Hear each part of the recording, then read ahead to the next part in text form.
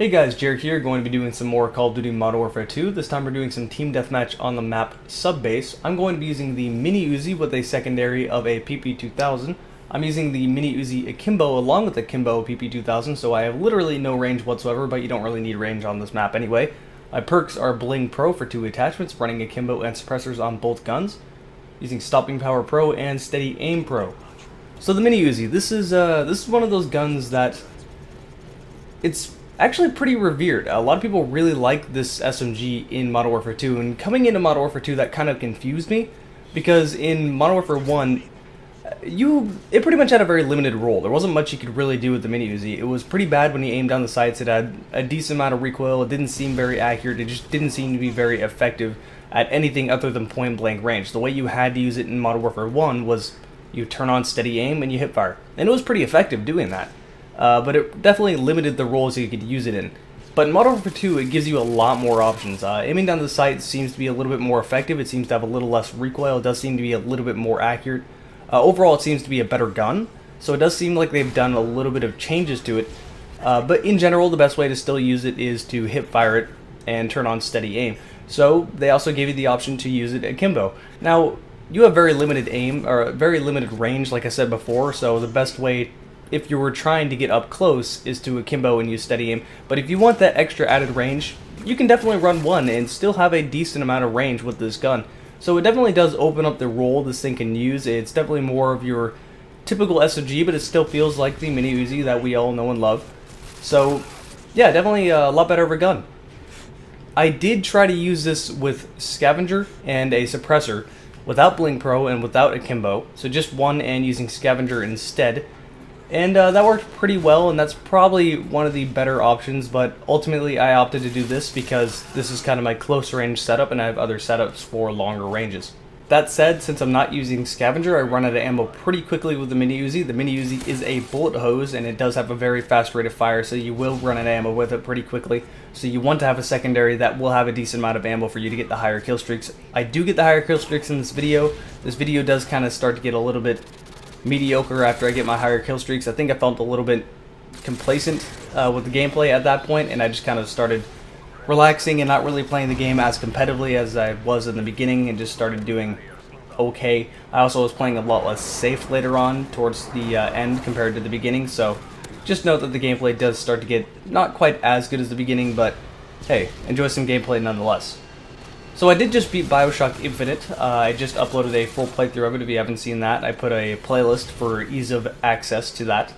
And I have to say, BioShock Infinite definitely ranks up there with one of my favorite games, definitely top 5 of all time in the shooter list. I can easily put it up there with Half-Life 1 and Half-Life 2. I just really hope that it has the same effect on the industry. I really hope it has the same influence on the industry that Half-Life did, meaning when Half-Life 1 came out, and Half-Life 2, you can also put Half-Life 2 kind of in the same category, but Half-Life 1 more so. When Half-Life 1 came out, there wasn't any shooter that really played like Half-Life 1. No other shooter was as immersive. No other shooter had this sort of lack of chapter or level list. It was just a continuous game. The way Half-Life 1 did things completely changed the way people made shooters from then on. And I'm really hoping that BioShock Infinite is going to have the same effect. Nice fail with my care package, by the way, landed on the fucking roof. One of those is a helicopter, a pretty strong kill streak, and I lost it. That's rather frustrating. But as I was saying, if you look at it right now, the gaming industry is, well, rather boring. There's not much innovation to be had. Shooters are starting to feel like the same slideshow of explosions over and over and over. I'm looking at Battlefield 4 footage they're showing, and I'm going, this looks like Battlefield 3.5. This looks like wake up, have a slow waltz through some destroyed building, wait for your teammate to kick down a door or break some boards off of a window, enemies pour out, shoot said enemies, cutscene happens, explosions, rinse and repeat. This is not anything innovative. This is the definition of a shooter. This is looking at what a shooter in theory does and then trying to replicate that. It doesn't do anything new. And Battlefield 3 single player wise was a colossal failure. People did not like the single player of Battlefield 3. It wasn't really any fun. It wasn't very good. In reviews, every review possible and every person possible said I didn't like the single player campaign. and it's always been a very multiplayer campaign, but part of me really is confused at this because Bad Company 2 had a pretty decent single-player campaign. So, what happened in Battlefield 3? Why did they feel the need to make a generic as hell? Like, you can't get any more generic than Battlefield 3 did. Why did they feel the need to change to that style of gameplay? And this is something that's rather confusing, and it's sort of showing where the market is going, and that's where it has been going for the last 5 years or so. This modern military shooter trend has been driving a lot of people absolutely crazy. I'm one of the people that hates that, because shooters are my preferred genre. I really like shooters. I find them to be a lot of fun. But there's no innovation here, and there's nothing new. It's the same rehashed crap over and over and over. I want some actual thought to be put into the gameplay. I want the story to mean something.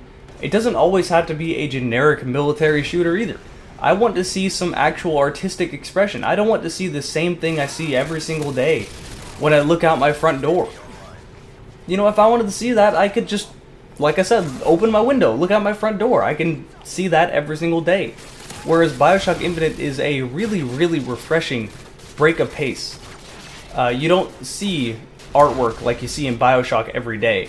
And Infinite really, really took the extra mile, to say the least, to really put itself apart from other single-player shooters, from other storylines and plot devices. I wouldn't say they rewrote the way shooters played, but they did everything beyond and above what anyone else had ever expected. Anyway, enough ranting out of me. There's been some more Call of Duty Modern Warfare 2 gameplay, a decent game, nothing amazing. Hope you enjoyed it, and I'll see you later.